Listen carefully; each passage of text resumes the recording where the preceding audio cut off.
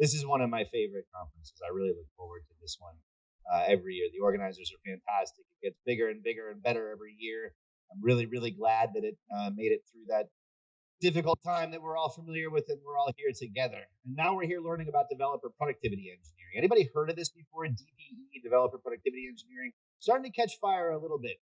Sort of came out of the Bay Area circa 2016, 2017. You started seeing teams that had pioneered work in DevOps or SRE that had started to move into building platform teams, realized that with even developer platforms set up well, that you still had issues right there in the developer experience. You still had issues with cycle time, flaky tests, avoidable failures, things that still weren't being addressed, even by platform engineering. And so some of these platform engineers evolved into developer productivity engineers, and that is actually their title. And so we're going to talk a little bit about that practice today, and more importantly, how we can apply these practices to open source communities and why we should apply them to open source communities. My name is Justin Reock. I am the Chief Evangelist Field CTO at Gradle. Previous to Gradle, I actually worked for a little company called Open Logic. They are on the sticker booth table. I was their field CTO as well. And I had a great time working with them. I ran the open source support team of enterprise architects. They're a fantastic group, and you get a chance to talk with them as well. But I realized in going through and working with these large enterprises that doing, what we were doing, the business model at Open Logic is effectively to provide enterprise class support for open source software, right? And I was realizing we were coming into these enterprises and I was encouraging them to use community open source. And what was really happening was that their developers were becoming more productive, right? No brainer there, right? If you're able to get your hands safely, securely on open source libraries to augment the work that you're doing, you're going to be able to get your products out to market faster. So I realized in this job that although, it's worth mentioning that you don't have to pay for open source software, the more important part is that you can get your hands immediately on high quality software and do your job effectively or very quickly. It really is about productivity. So it was very natural for me to transition to talking about this, developer productivity engineering. So with DPE, I like to start with a concept that I have data to back up.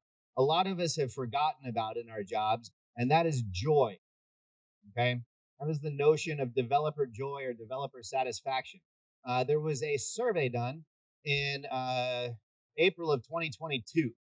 It was put on by the folks at University of Victoria who invented the space framework. These are Margaret A. Story, Nicole Forsgren, Brian Hook, these folks. And they ran a study against a bunch of organizations. Let's call it 600. And they asked a couple of questions. They just said to developers, how do you think about your own productivity? And they asked their managers, how do you think about your team's productivity? And for those who are familiar with the space framework, the way that this works is we take these responses and normalize them into one of these 5 categories, like satisfaction, performance, activity, collaboration, and efficiency and flow. Satisfaction was in the single digits in this study from both managers and engineers and individual contributors. We had other things like activity performance, 50%, 75% answer rates along these dimensions. Very little concern for satisfaction, all right?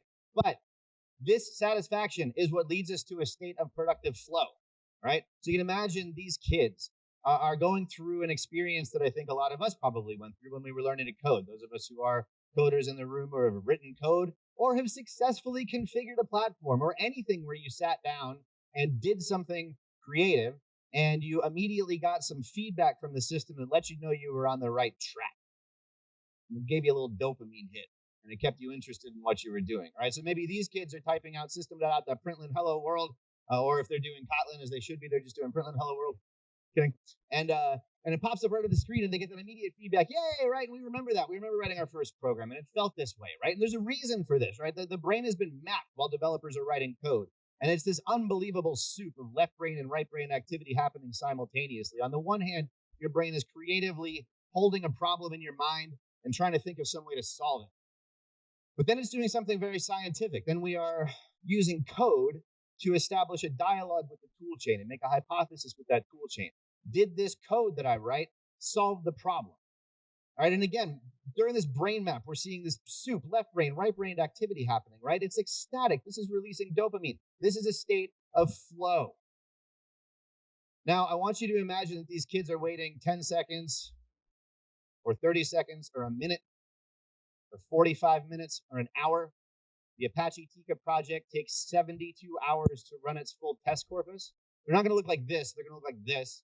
And then go off and find some other hobby, right? And so why are we doing this to our developers, right? Why are we accepting ridiculously long build and test feedback cycle times when the best code is written by happy developers, and we really should be striving to foster developer joy? The statistic gets greater and greater every year. Some insane percentage of the global GDP is software driven right now. It's like 65% in 2022, according to IDC, and that's only considered continued on from there. 2/3 of the global GDP is software. All right. At Gradle, we don't see a difference between developer joy and developer productivity. Productive developers are joyous developers are productive developers. Right? Pretty straightforward.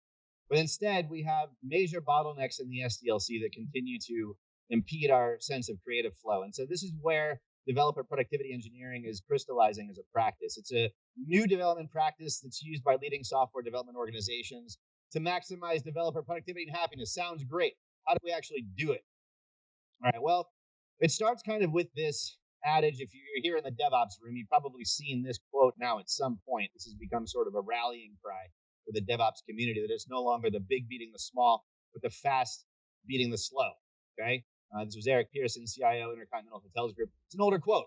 It's over a decade old or so at this point. It's very true, right? It's no longer the big organizations that can subsume everything. It's the small, disruptive, agile companies that are able to come to market, bring their products to market quickly, that are succeeding.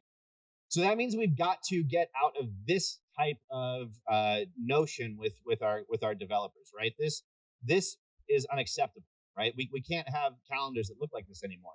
You look at this too. Some developers look at this and they're like, "Oh gosh, this actually looks pretty good. Where are all my meetings?" Right? So we're up. We're happy. We're coding. We're in our flow state.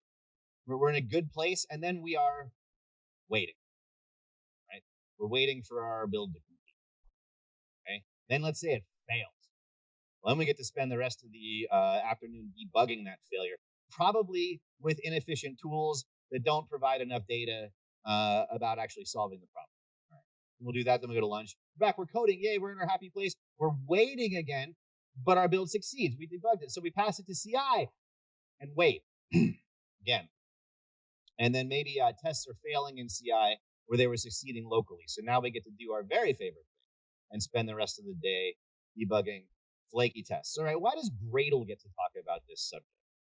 Okay, well, in 2007, Gradle was released by my boss, Hans Doctor, as an open source project to deal with the frustration of highly unproductive software environments. Unproductive software environments that were unproductive because they were dealing with things like cycle times that were way too long and could be brought in. So we released this, established Gradle Inc., and then a couple of open source projects, Hibernate and Spring, would migrate to Gradle, would become the default build tool on Android and hit around 1 million downloads a month. During this time, Hans was trying to monetize the product, like a lot of folks do. There's a talk later today about monetizing open source, and followed a model that is pretty common. Let's sell some Gradle services. Right, so hire some folks who really know Gradle. Let's sell some training. Let's sell some consulting and support. Going into these large enterprises, we realized even migrating folks over to Gradle, still seeing massive productivity problems, especially at scale, right? And so that's where DPE comes in. We announced support for Maven. We realized that these problems extend well beyond the Gradle community, and we need to be able to provide a working philosophy and product across JVM. We hit 20 million downloads a month, and last year in 2022, we hosted our first DPE Summit. It was unfortunately the reason that we weren't here last year, was that it overlapped with this conference, or we absolutely would have been here as well. All right, this doesn't have to be our reality. All right, this is a hilarious cartoon. Everybody's using this cartoon right now because it's so funny, but it's also really, really sad that this is true. Okay, because it is a legitimate excuse for slacking off. My code's compiling. All right, well, what are you going to do? Well, maybe this, installing dependencies. Right? Maybe we're waiting on that part of the build to take. We know that testing could be 90% of a build cycle or even more. Maybe this is what our reality looks like. I'm hoping that we're not getting here. I think it's distinctly possible. That's really up to us. Okay. Um, so before we launch into what the solution really looks like, let's just make sure we're very, very clear on what we're solving. By maximizing developer joy, by removing sources of friction, frustration, and toil from the developer experience, we're hoping to make developers stay in a state of flow more often. By staying in that state of flow more often, we're hoping to make them more productive. Now, in order to do that, we're removing certain impediments to productivity. So if you can imagine that this is a developer, and surrounding this developer is the basic quantum unit of developer experience, the feedback cycle. This is the developer waiting on that response, that hypothesis from the tool chain. Did I do the right thing? Sometimes things are fine. By the way, it could be a local environment, remote environment, CI environment. Practices extend to all three of these things. Sometimes things are fine. Sometimes they take too long. Right? We covered that a little bit. We're going to go in depth into why that's such a problem. Sometimes things take too long to fix. Build goes red. Are you immediately pulled out of your flow state? No, new problem to solve. Interesting, squirrel. Okay, what's going on here? But if 45 minutes later, you're still trying to hear back from some build engineer over Slack, or trying to figure out which JDK version your build was running in some ephemeral CI environment that threw itself away an hour ago, you are no longer in a nice state of flow. You are experiencing frustration. So how can we make that troubleshooting better? And then finally, this is actually my favorite part of the whole philosophy here, solving this problem. The problem that could have been completely avoided for the developer altogether had we put a little bit of analytics and a little bit of predictability in the mix, like flaky test detection, right? Or like avoidable non-verification failure detection, things like that, right? What mechanisms can we actually put in place to detect this stuff, put it on a dashboard so that we can make the data actionable? It follows in the footsteps of other successful productivity practices, borrowing on the ancient business wisdom of the 1970s and 1980s, the theory of constraints for those who are familiar with the goal, or the Phoenix Project, the modernized retelling of the goal, or the Unicorn Project that came after that. One thing that these practices taught us is that the only sustaining productivity practices that really matter are ones that are capable of simultaneously decreasing the cost of an organization while increasing that organization's capability for throughput. Okay, I want to decrease what it costs to create the code, the final product that I am then going to put out in the market and try to create throughput from. If you're doing both of those things, like Agile, Lean Six Sigma, like change management, like DevOps, right, then you have a successful practice. And developer productivity engineering is absolutely doing these things. We'll talk about how it does. There's interesting glue happening between DevOps and DPE that is platform engineering, which is good to see sort of the DevOps mindset actually embrace some of the dev. I think that's a fair criticism that it hasn't embraced enough of it. Developer productivity engineering is just chasing bottlenecks even further left past the platform, right there into what the developer is experiencing at their laptop. All right, I'm not going to spend too much time on that. We're going to go through things here, but we talked about the importance of feedback cycles and why it's important for things to be fast. We talked about wanting to be able to keep developers in a state of creative flow. And I think we all sort of generally accept that it's better when things are fast. But I don't think we really sit down and think about some of the cascading impacts that speeding up feedback cycles can have to our organization, whether that's our community of volunteer developers, whether that's our business. So there are some obvious things: less idle and wait time, sure, for developers. What does this really lead to? Less context switching, right? It's not like if a developer is sitting there waiting on some 30-minute build to complete, that they're just going to be sitting there and, get that picture. So that waiting, kind of twiddling their thumbs, waiting for their work to complete. That's not going to happen, right? They're on the phone, maybe, or checking email, looking at another module, looking at another section of the code. But the point is, we're switching focus, right? Now, we know a few things from cognitive science about context switching. The first thing we know is that we're really bad at it, okay? We like to convince ourselves that we can multitask, but we really can't. The executive function of our brain is not wired for that. We can sort of give ourselves the illusion that we're multitasking, but we really aren't. It takes anywhere from 10 to 15 minutes on average to be able to effectively move from one task to another and to be able to actually give it focus. So you can imagine waiting on a build and going off and doing something else and then coming back, right? That's paying the context switch cost twice. Now, Over the last couple of years, we learned something even worse. Not only can we not really do this effectively, it's very bad for our executive functioning to try to force it to do this. It's directly associated with an increase in the glutamate toxin in the prefrontal cortex of the brain, which is in turn directly associated with cognitive fatigue.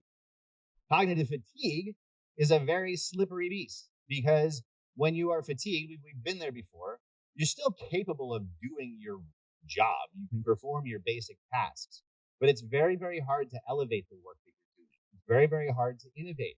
So there is a direct correlation between the cognitive fatigue levels of developers in a community and that community's ability to innovate and elevate their work and bring new features to market. Okay. So we need to focus on having more focused developers. There's some other things here that are a little bit less intuitive, I think. When builds are more frequent, developers tend to build more frequently. Excuse me, if builds are faster, developers tend to build more frequently. If I've got a 10-second build, I'm comfortable making a one-line code change and checking that in and committing it and seeing what happens. If I have an hour-long build, I'm probably cramming in a bunch of stuff, which then is going to lead to more complicated change sets and potentially more merge conflicts as a result, right? So being able to commit smaller changes is another positive effect of being able to improve feedback cycle. Put some math behind this. This is real data. This actually came from trial data of our own product. Team one, this team of 11 developers with a 4-minute build time, we're achieving about 850 builds in a week-long period. That's what this means. What is that? What does that build really represent, right? It represents refining the work.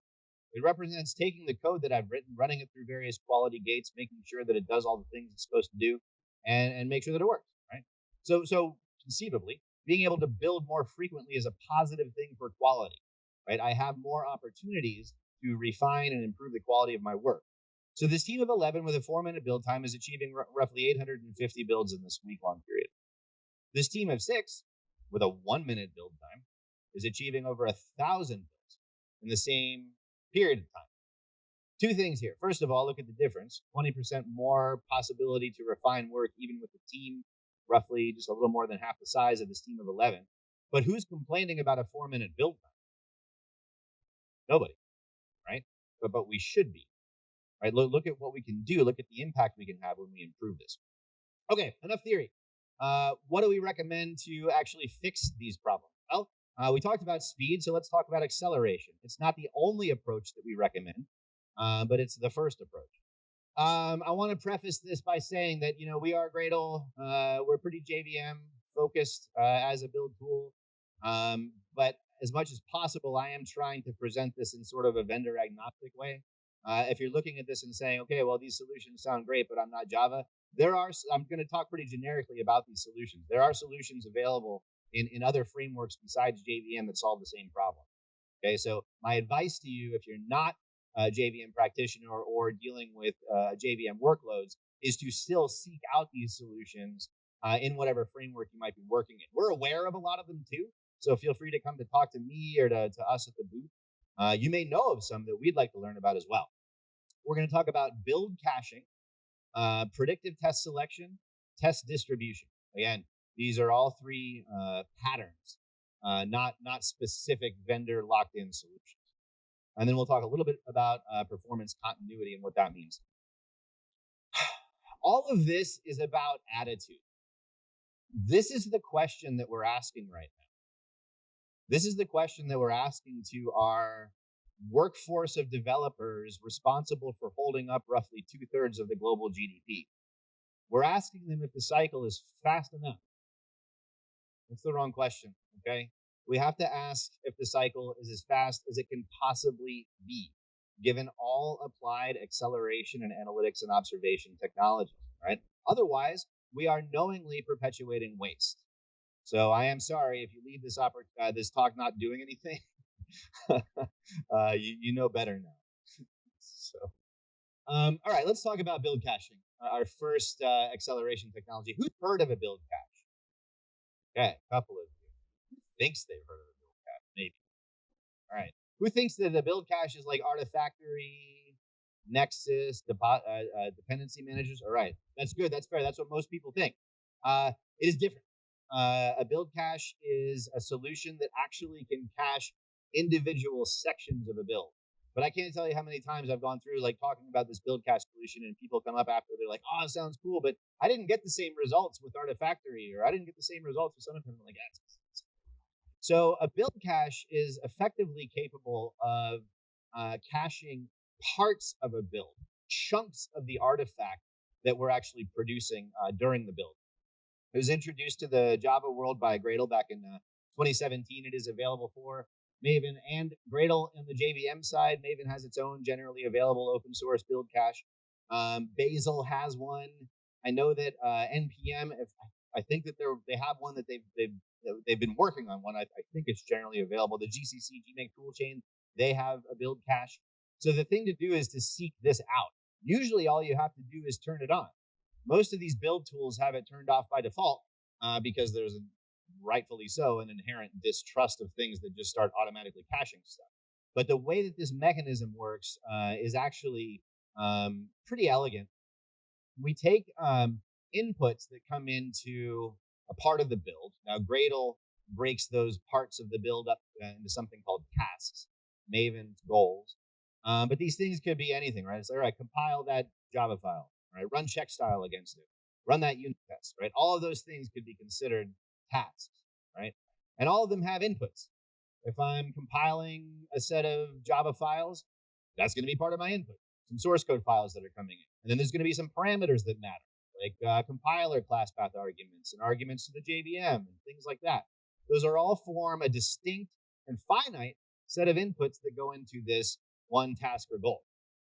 So if I can generate reliably a cache key or a hash based on those inputs, then take the output of that task, stick it in a cache somewhere, then if I ever encounter this same gymnastic during the build again, I can just pull the output from cache as opposed to running that part of the build again, right? Now, it's very sensitive. You're generating timestamps in your file, for instance. That is enough to break the cache hit, right? So a lot of this does involve turning it on, figuring out what should be caching that isn't, and optimizing for cases like that. But we see people, depending on how modular your build is, get anywhere from 40 to 90% savings per build right out of the box when they turn this thing on. Just to be clear, it's not just compile tasks. You can also skip tests, right? If you're passing in input that would, run some JUnit test somewhere, and that input generates the same key that has a test output that's sitting in cache, absolutely, we can skip that test and do it safely. Where there's no other way to recreate those conditions if the inputs haven't changed, right? Because we're doing this in a key-based way, we can also distribute the cache, which we'll talk about in a minute. Good for remote teams. Let's wrap our head around a little of the behavior here. This is a sample project consisting of 4 modules. As you can imagine, caching is going to benefit multi-module builds more than anything. Modularity is going to improve caching. In this case, we've got 4 modules. In this build, it's important to understand their dependency relationship. So we have the core module here, upon which the export API and the service module both depend. Web app depends on service. Nothing depends on web app. Nothing depends on export API. Right? That's the way that this dependency relationship currently works for this exercise. Now, under normal circumstances, when anything changes in any of these modules, everything has to run. Every task involved in the build. So you're seeing here, for instance, a series of compile tasks. These have to run. Tests, check style, then actually running the tests, right? So we have to do all of this work traditionally when anything changes. But if we're caching, let's say that we make a change, for instance, to a public method in the export API module. Recall again that nothing depends on export API, right? Well, we got to recompile export API.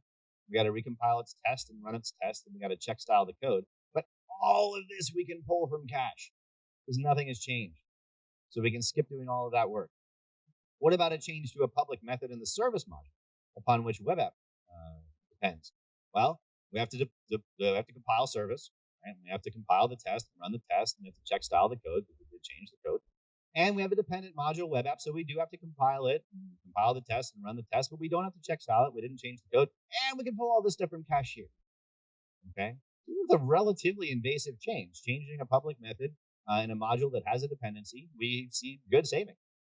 Implementation detail, way less invasive, not actually changing the public module, but just changing an implementation detail of the service module here, then what can we can do? Well, we have to compile the service module, and we have to run the test, compile the test, run the test, and then we have to run check style against the code.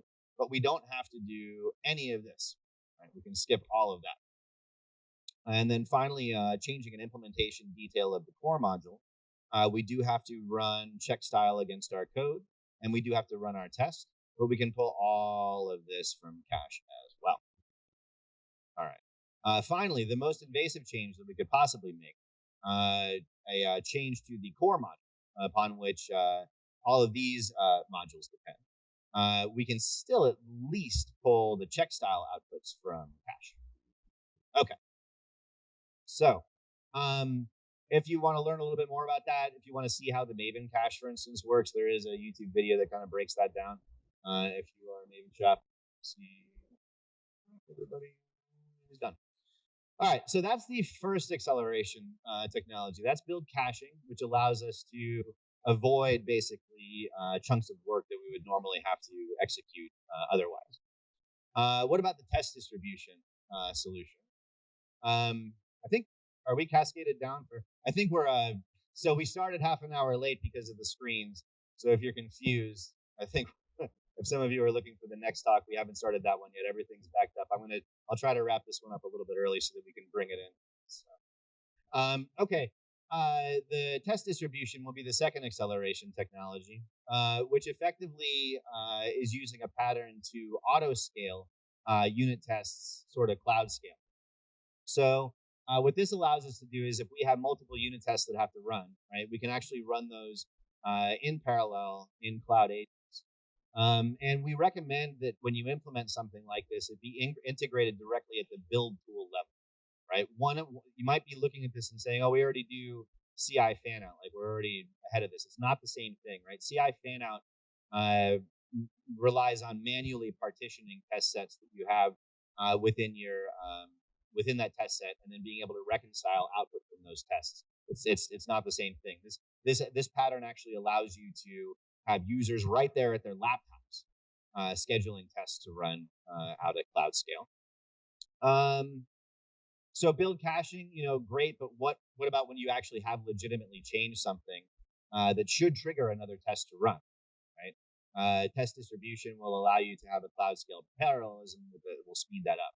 CI fanout, again, doesn't help at all during local development. It requires manual setup and a way to aggregate the results. All right, the final acceleration technology that we'll talk about is predictive test selection, which actually is a machine learning model that can do really two things: test set optimization and optimal test selection, which Gartner has sort of selected as one of several important use cases that are being derived for AI within software development and testing. We did not invent this. This was invented by Meta, Facebook Labs. There's a whole white paper if you want to check out, how you can actually build a trainable predictive test selection model from scratch using the open source XGBoost learning library. So feel free to check that white paper out. Effectively, it's a alternative to traditional means of test impact analysis, right? So whereas traditional test impact analysis is going to say, okay, well, you made this change over here, and you have these sets of tests that might be related to this. So we're just going to, out of an abundance of caution, sort of run all of them. Predictive test selection says, let's do something else. Let's train a model and look at a history of how tests have behaved in the past. And then let's make a prediction. Based on this set of circumstances, what is this test probably going to do? Is it going to pass or is it going to fail? If it's going to pass, just skip it. Pre-merge, right? While you're sitting there at your laptop. But we already do this anyway. For those of you who are developers, I know the truth. You're turning off tests manually if you don't think that you've impacted them. At least now you have a machine learning model that's able to give you some direction, right? To say, well, given the changes that you just made, the model is saying you have a very low likelihood of this test ever failing under these conditions. So just skip it. You can see pretty massive gains from this one. This is the Detect open source project, who's been using predictive test selection for a while now. You can see here that their simulator, which is basically the model just saying, hey, I probably would have skipped this test, is reporting that in a week-long period here, 7 days, they should be able to avoid about 2 days and 11 hours worth of testing work safely, with, in this case, 100% confidence in terms of test failures that were predicted, right?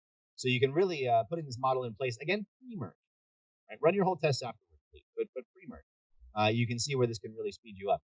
Kind of talk through this Micronaut Foundation, seeing, in this case, what was this? This is a week-long period. 14 days of serial test execution time saved by their predictive model. This is not wall clock time, obviously. This is time that tests being run in parallel. But again, major savings here too with predictive test delivery. Now, none of this is useful as a one-shot deal, right? You might be able to take your 45-minute build and bring it down to 30 seconds, but what happens 3 weeks later when you've upgraded your annotation processor or your endpoint security and the build's back up at 5 minutes, right? Right now, what happens is like nothing. Usually something like that would go unreported, or if it did go reported, no one's going to do anything about it, right? So we actually have to put that data somewhere that we can see it, and we know nobody's doing it. I ask this question all the time to crowds of big various sizes. Who is actually tracking local build and test times? Who is actually keeping this? I mean, anybody capturing this? A couple of you. Yeah, so that's pretty typical. Don't feel bad if you're not. The thing is, though, that this metric is actually super easy to get. So, like, if you do one thing today, if you change one behavior, start tracking this one metric and putting it in a database somewhere so you can look at it. Because I guarantee you're probably not going to like what you see, and it's going to drive and create urgency around a lot of other developer productivity engineering initiatives. Right? Start tracking it, put it somewhere that people can see it. Right? Again, trends, regressions in performance should be highly visible. All right, we know that things can take too long to fix as well, but that we know that troubleshooting a failed build isn't necessarily enough to pull you out of a state of creative flow, right? But it is if you don't have enough data information to actually solve the problem. So build scans are one methodology for being able to present a self-service way for developers to get data that they might have had to rely on a CI engineer or someone else within the organization to provide for them. This is totally free, and it's available for, what do we got? Bazel, Maven, SBT, and Gradle now. So feel free to try one of these out. May even just use it for inspiration, right? You may just say, okay, I really like all the data that's being captured in here. None of this is information that couldn't be gleaned directly from your build tool. So it may just be that the interface is useful to you. Like, for instance, this interface is able to tell us things like what OS the build was running against and the version of the JDK and things like that. Then finally, problems that should have been observable or avoidable, right? When builds fail, keep track of it, all right? The Modern Corporation, the Open Rewrite Open Source project are doing amazing things right now around providing taxonomy around different types of failures and saving lots of time in terms of understanding the impact of individual failures. You can do very similar things with the detection of flaky tests. Anything's better than this, which is our current strategy in most cases for dealing with flaky tests. There are multiple ways to detect them, put them up on a dashboard. We recommend a process called a flaky test day, which is what it sounds like. You start at the top of a flaky test dashboard, and you just eliminate, and eliminate. I mean, ultimately, contributing to an open source project should be as painless as possible, but right now, no good deed goes unpunished. Putting these practices in place with your community will encourage code contribution, right? When there's more transparency and understanding around how long these builds will take, then putting these practices in place can help your open source projects move even faster and ultimately improve project adoption rates as well.